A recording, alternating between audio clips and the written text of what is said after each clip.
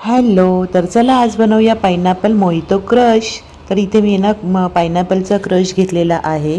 त्याच्यानंतर मी इथे सोडा घेतला आहे. सोडामध्ये तुम्ही हा डग सोडा पण घेऊ शकता किंवा स्प्राईट घेऊ शकता. त्याच्यानंतर पुदिना घेतला आहे, एक अख्खा लिंबू घेतला आहे, जिरा पावडर, चाट मसाला आणि काळं मीठ असं मी घेतलेलं आहे.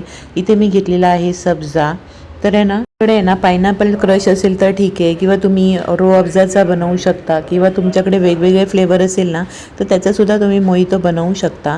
खूप छान आणि टेस्टी होतो. किंवा अख्खा पायनॅपलचे थोडेसे तुकडे जरी याच्यात तुम्ही टाकलेत ना तरी खूप टेस्टी लागतं. आणि कलिंगडचा सुद्धा मोहितो खूप छान होतो.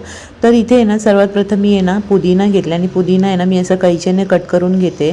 काय होतं ना, पुदिना दाताखाली आला की मुलं काढून टाकतात, त्याच्यामुळे मी थोडासा कट करते. पोटात गेलेला पुदिना कधीही चांगला, कारण थंड असतो शरीरासाठी आणि खूप चांगला डिहायड्रेट करतो तो.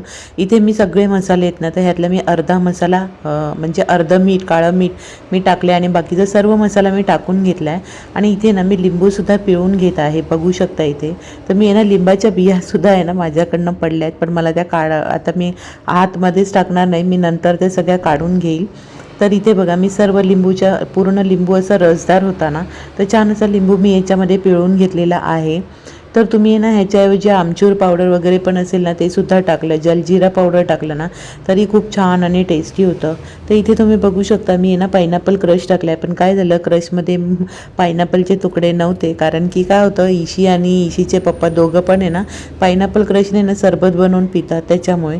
इथे बघा असो, इथे आहे ना मी आता सब्जासुद्धा सगळं टाकून घेतलं आणि सगळं आता मी एकजीव करून घेतलेला आहे. आणि खूप मस्त असा हा छान टेस्टी असा मोहितो होतो. तुम्ही बाहेरून कधी उन्हातून आलात आणि हे सगळं असं जर पिलात ना तर तुम्हाला खूप छान वाटेल.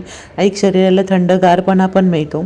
तुमच्याकडे ना कतरिया गोंदसुद्धा असेल ना तर ते सुद्धा तुम्ही ह्याच्यामध्ये टाकून खाऊ शकता, कारण की आहे ना कतरिया गोंदने ना शरीराला खूप सारं कॅल्शियमसुद्धा मिळतं आणि थंडावासुद्धा राहतो शरीरामध्ये.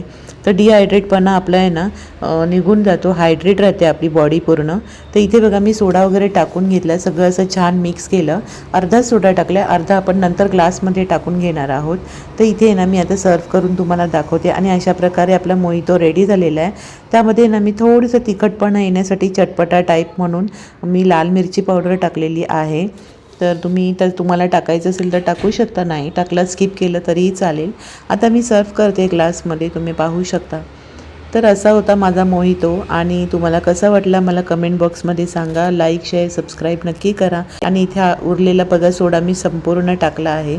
मोहितो खूप छान आणि भन्नाट झाला होता, खूप मस्त गारगार वाटत होतं. तर अशीच एक रेसिपी घेऊन येऊया मिनी व्लॉगमध्ये. तोपर्यंत बाय बाय सर्वांना. श्री स्वामी समर्थ.